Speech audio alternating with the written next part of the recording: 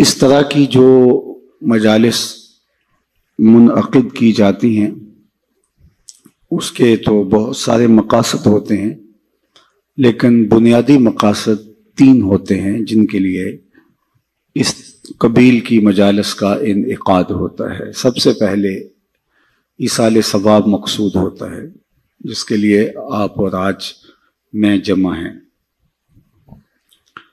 مرنے والوں کے لیے مغفرت کی دعائیں اور ان کے لیے اللہ کے حضور التجائیں، یہ ان کا حق ہوتا ہے۔ بلکہ ایک حدیث پاک میں مرنے والوں کے 4 حقوق کا ذکر کیا گیا ہے۔ بالخصوص ماں باپ جب انتقال کر جاتے ہیں تو ان کے حق ختم نہیں ہوتے۔ 4 حق ایسے ہیں جو مرنے کے بعد بھی واجب الادا ہوتے ہیں۔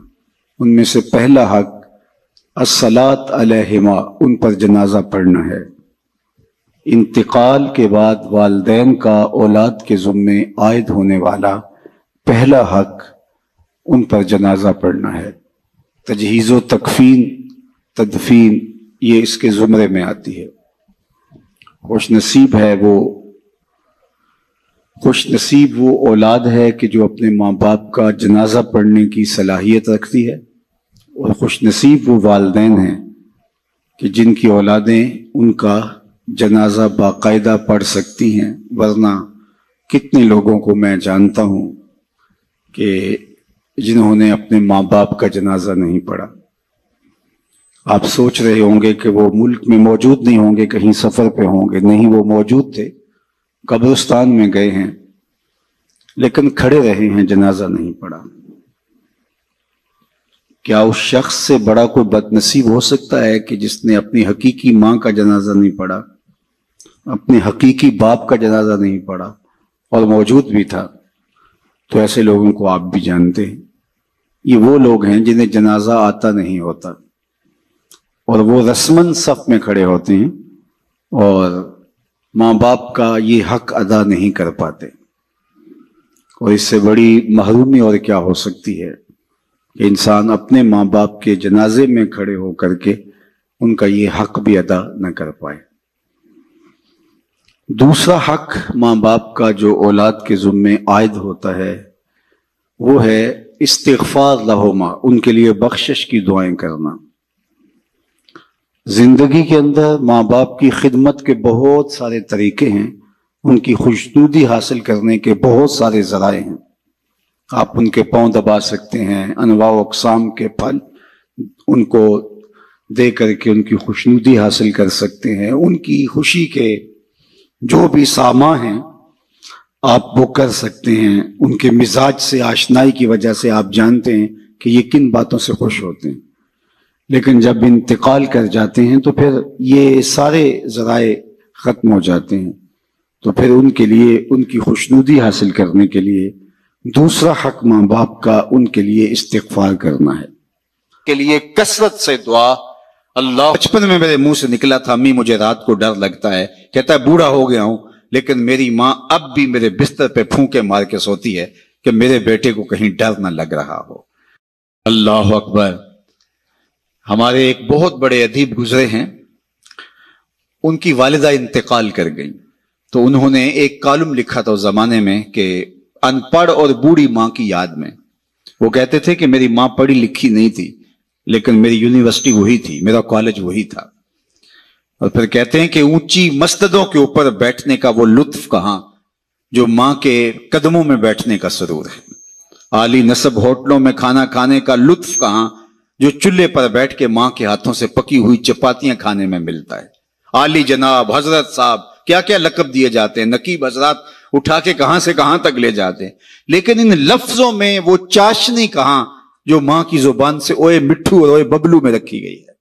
ماں جب پیار سے بیٹے کو دیکھ رہی ہوتی ہے لگتا ہے آسمان سے رحمتیں اتر رہی ہیں، اللہ نے اس کو وہ پیار دیا۔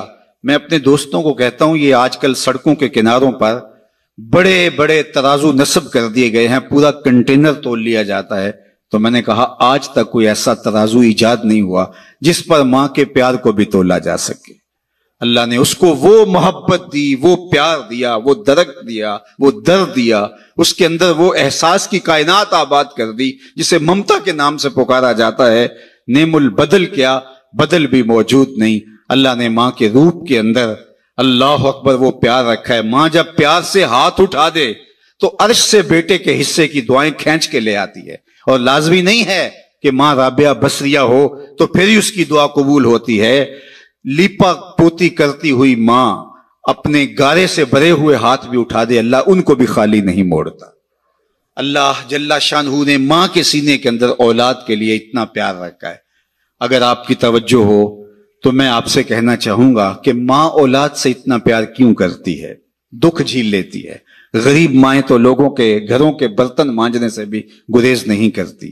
شہر میں آ کر پڑھنے والوں بھول گئے ہو کس کی ماں نے کتنا زیور بیچا تھا۔ مائیں کن کن مشکلوں سے گزر کے اولاد کی تربیت کرتی ہیں، غلامیاں قبول کر لیتی ہیں۔ ماؤں کی کہانیاں دل آویز ہیں اگر اس عنوان سے بات چلے، لیکن میں آپ سے پوچھتا ہوں کہ ماں کو اولاد سے اتنا پیار کیوں ہے؟ تو آپ سب کا ایک جواب ہوگا، اس لیے کہ اولاد کو ماں نے جنم دیا ہے۔ تو جس ماں نے اولاد کو جنم دیا وہ اتنا پیار کرتی ہے، تو جس رب نے خلق کیا وہ کتنا پیار کرتا ہوگا۔ جنم دینے والی کا پیار کسی ترازو پہ نہیں تولا جا سکتا، اور جس نے دست قدرت سے بنایا ہے۔ یا ایھا الانسان ما غرک بربک الکریم الذی خلقک فسواک فعدلک فی ای صورۃ ما شاء رکبک۔ ماں کی دہلیز چھوڑ کے بچہ بھاگ جائے، آوارہ مزاج بچہ، تو ماں کہتی ہے پتر آجا، اتنی ٹھنڈی چھاؤں کہیں نہیں ملے گی، پلٹ کے آجا، میری باہیں تیرے لیے کھلی ہیں۔ اور مالک کی دہلیز چھوڑ کے جب سرکش انسان بھاگتا ہے تو اس کی رحمتیں آواز دیتی ہیں، یا ایھا الانسان ما غرک بربک الکریم، او بھاگے ہوئے انسان آجا پلٹ کے، تیرا رب بڑا ہی کریم ہے۔ مجھے بتاؤ کوئی بھاگے ہوئے کو یوں بھی آواز دیتا ہے؟ کبھی مجرم کا پولیس کو تعاقب کرتے آپ نے دیکھا ہوگا، سخت گیر استاد کو بدتمیز طالب علم کے پیچھے دوڑتے دیکھا ہوگا، لیکن یہاں پیار کا انوکھا اسلوب ہے، دل آویز کہانی ہے۔ جو سرکش ہے، باغی ہے، متمرد ہے، مالک کی دہلیز چھوڑ کے بھاگ رہا ہے، اس کو مالک کی رحمتیں آواز دے رہی ہیں، یا ایھا الانسان ما غرک بربک الکریم، آجا پلٹ کے، تیرا رب بڑا ہی کریم ہے۔ ساری دنیا کا شہد نچوڑ دو تو اتنی مٹھاس نہیں ملے گی جتنی ان لفظوں سے ٹپک رہی ہے۔ ما غرک، ما میں عموم ہے، اس چیز کا نام تو بتا جس نے رب سے تجھے دور کر دیا۔ دولت، حسن، جوانی، اقتدار، یہ کیا ہے جو تیرے پاس مستقل رہنے والا ہے؟ آج ہے کل نہیں، آج جوانی ہے، آج تیری چوڑی چھاتی، کڑیل بازو، لیکن کل کچھ بھی نہیں ہوگا۔ کل ایک گلاس پینے کے لیے بھی جو ہے وہ تجھے ساری توانائی صرف کرنی پڑے گی۔ اقتدار آج ہے کل نہیں ہے، دولت آج ہے کل نہیں، یہ ڈھلتی چھاؤں ہے۔ تو کس ورطے پہ، کس بل بوتے پہ تو مالک کی دہلیز چھوڑ گیا ہے؟ ما غرک، کس چیز نے تجھے مغرور کر دیا؟ بربک الکریم۔ اچھا، رب کہنا ہی کافی تھا، لیکن صفت کریم لگائی۔ وہ رب جو کریم ہے، 70 ماؤں کی زندگی بھر کی محبت ایک طرف، مالک کا محبت کی نظر سے ایک بار دیکھ لینا ایک طرف، تو کہا وہ کریم رب۔ پھر آگے بڑھ کے کہا الذی خلقک، دیکھ تیرا اس کا رشتہ کتنا گوڑا ہے، وہ تیرا خالق لگتا ہے، اس نے تجھے تخلیق کیا ہے، دست قدرت سے بنایا ہے۔ ماں نے پیدا نہیں کیا، جنم دیا ہے، اور اس کے پیار کا ٹھکانہ نہیں ہے۔ سمندر کی پاتال تک تو کوئی پہنچ گیا ہوگا، لیکن ماں کے پیار کا ٹھکانہ آج تک کسی کو نہیں ملا۔ اللہ نے اس کے سینے کے اندر جو اولاد کی محبت رکھی ہے، اور وہ محبت اس لیے کہ اس نے اولاد کو جنم دیا۔ جس ماں نے جنم دیا وہ اتنا پیار کرتی ہے۔ اللہ فرماتا ہے الذی خلقک، دیکھ میرا تیرا رشتہ، میں تو خالق لگتا ہوں، میں نے تو تجھے خلق کیا ہے، تجھے دست قدرت سے بنایا ہے، اور میری دہلیز چھوڑ کے بھاگ گیا۔ فسواک، پھر تجھے ہموار کیا، تیرے اعضاء کو توازن بخشا، تجھے حسن دیا، تجھے جوانی دی، تجھے قد رانا دیا، تجھے اعتدال دیا۔ 2 آنکھوں میں ایک آنکھ کا سائز ہی چھوٹا ہو جاتا تو بتا کتنا بھدا لگتا۔ 2 ٹانگوں میں ایک ٹانگ کا تھوڑا سا سائز چھوٹا ہو جاتا تو 6 فٹ کا قد نہ رکھنے والا کس قدر عجیب شخصیت کا مالک ہوتا۔ یہ سب کچھ موجود تھا۔ آنکھوں میں بجلیاں ہوتی، کانوں میں سماعت کے اجالے ہوتے، زبان پہ جو ہے وہ نطق کا اجالا اور نور پھیلا ہوتا، کدے راہ نہ ہوتا، لیکن دماغ کے پرزے ڈھیلے ہوتے تو قمیص کے پیچھے گھر کا ایڈریس لکھا ہوتا کہ جس کو ملے اس ایڈریس پہ پہنچا دے۔ انسان تجھے میں نے توازن بخشا ہے، فَسَوَّاكَ فَعَدَلَكَ، تجھے اعتدال دیا ہے، تجھے حسن بھی دیا، تجھے جوانی بھی دی، تجھے جمال بھی دیا، لیکن تجھے توازن اور اعتدال بھی دیا۔ اللہ اکبر، یہ ہے تیرا رب۔ آجا پلٹ کے، آنا تو تو نے ہے ہی، پھر جو لوگ کندھے پہ اٹھا کے لائیں گے، اچھا نہیں اپنے قدموں سے چل کے آجا، بھاگ تو سکتا نہیں ہے، آنا تو تو نے پھر میری دہلیز پہ ہے، لیکن پھر لوگ اٹھا کے لائیں گے، پھر منہ ڈھانپ کے آتا پھرے گا، اچھا نہیں کھلے منہ سے آجا، میری رحمتیں تجھے بڑھ کے استقبال کرنا چاہتی ہیں۔ میرا بندہ میری طرف ایک بالشت آتا ہے تو فرمایا کہ میں اس کی طرف ایک ذرا آتا ہوں، ایک گز آتا ہوں، اور اگر میرا بندہ میری طرف ایک قدم آتا ہے میں 70 قدم آتا ہوں، اور اگر میرا بندہ میری طرف چل کے آتا ہے اتیتہ ہر والا، میری رحمتیں دوڑ کے استقبال کرتی ہیں اس کو۔ آج آجا، کل تو تو نے آنا ہی آنا ہے، کل لوگ اٹھا کے لائیں گے، بہتر اپنے قدموں سے خود چل کے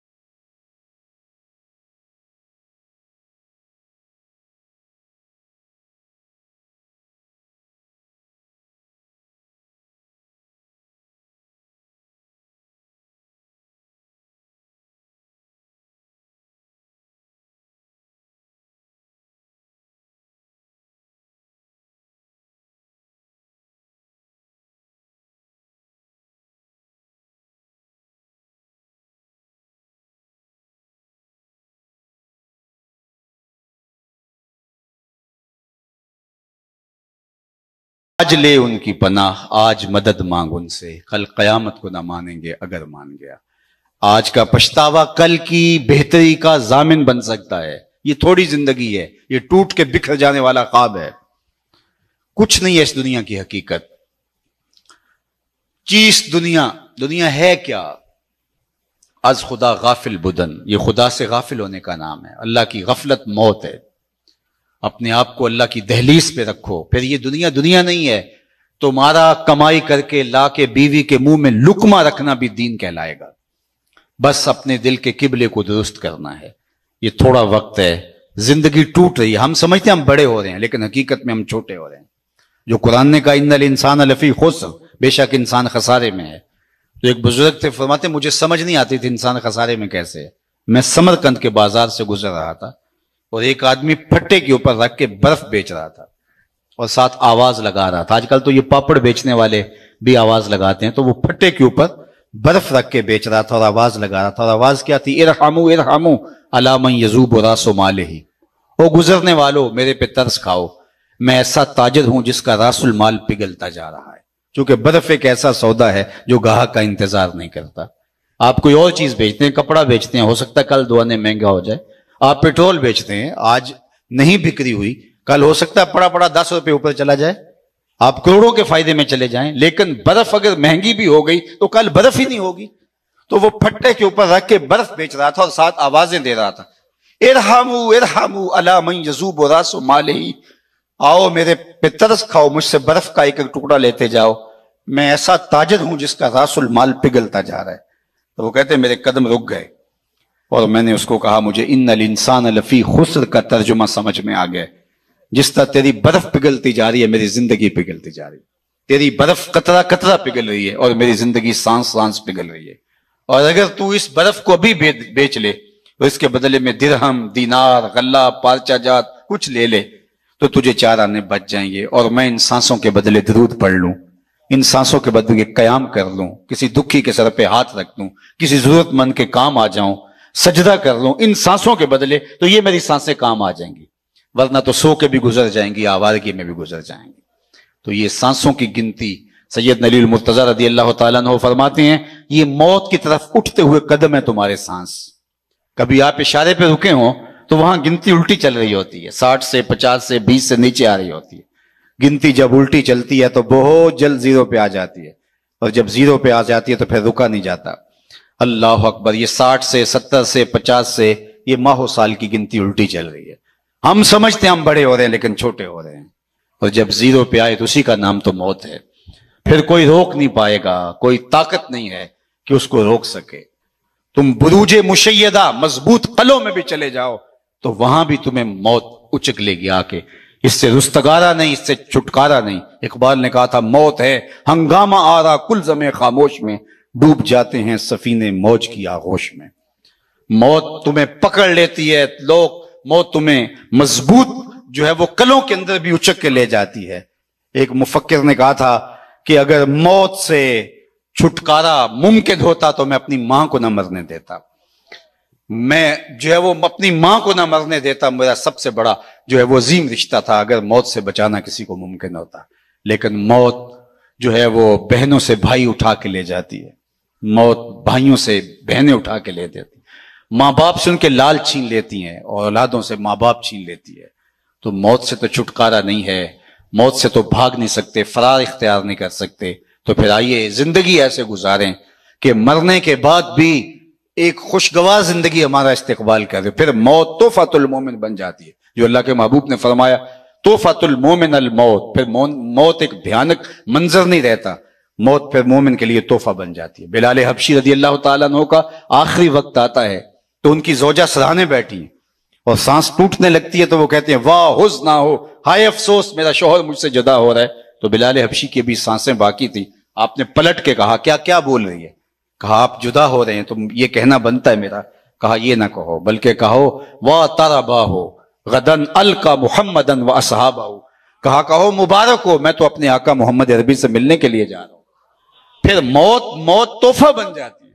حضرت ابراہیم علیہ السلام کے پاس جب اللہ کا پیغام اسرائیل لے کر آتا ہے کہ میں روح قبض کرنے کے لیے آیا ہوں، تو حضرت اسرائیل کہتے ہیں عجیب بات ہے، رب مجھے اپنا خلیل بھی کہتا ہے، اور کبھی ایسا ہوا ہے کہ کوئی یار بھی یار کی موت چاہے؟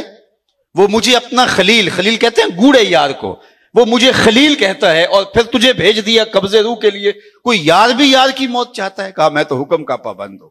واپس گئے اور کہا مالک تیرے خلیل کا تیرے نام یہ پیغام ہے۔ تو کہا پھر جا اور میرے خلیل کو جا کے میرا سلام دے، اور ساتھ کہنا کبھی ایسا بھی ہوا ہے یار یار کو بلائے اور یار ملنے نہ آئے؟ تو روح بے چین ہو گئی، کہا دیر نہ کر، جلدی جلدی قبض کر لے۔ تو جب زندگی اس کی منشا کے مطابق گزاری ہوگی، پھر موت بھیانک منظر نامہ نہیں ہوگا۔ اللہم بالرفیق الاعلی، یہ میرے حضور کے آخری لفظ ہیں۔ اللہ اکبر، اختیار دیا جاتا ہے تو کہتے ہیں مالک میں تیرے حضور آنا چاہتا ہوں۔ تو پھر یہ جہاں بھی، پھر وہ جہاں بھی بندہ مومن کا ہوتا ہے، ورنہ یہ جہاں بھی قید خانہ اور وہ جہاں بھی اذیتوں سے بھرا ہوا۔ آئیے جو مختصر زندگی اللہ نے ہمیں ودیعت کی ہے، اس زندگی کو اللہ اور اس کے رسول کی یاد کے مطابق بسر کرنے کا عزم مصمم کریں، اور اللہ کی بارگاہ میں اس دعا کے ساتھ ہم رخصت ہوتے ہیں کہ اللہ جل شانہ ہمارے محترم کی والدہ ماجدہ کو اللہ کروٹ کروٹ جنت کی بہاریں نصیب فرمائے۔ اللہ تعالیٰ ان کی قبر کو وسیع، کشادہ، منور، خوشبودار اور ٹھنڈا کرے، انہیں صبر کی توفیق دے اور ان کی برزخی زندگی کے قوائف اپنے کرم سے درست فرمائے۔ آپ جتنے لوگ تشریف لائے ہیں، اللہ آپ سب کے والدین کو اپنی خاص امان میں رکھے۔ جن کے والدین انتقال کر گئے ہیں، اللہ تعالیٰ ان کی قبروں کو وسیع، کشادہ، منور، خوشبودار رکھے۔ اور میں بارگاہ عزتی میں یہ بھی عرض کرنا چاہتا ہوں کہ مالک میرے وطن کی خیر فرمانا، میرے ملک کو معیشت کا جمال اور معاشرت کا حسن عطا کر دینا، صالح، نیک، پاکیزہ اور اہل قیادت اس ملک کا مقسوم کر دینا، اور عالم اسلام کو خیر و برکت کی راہوں کا مسافر رکھنا۔ وآخر دعوانا ان الحمدللہ رب العالمین۔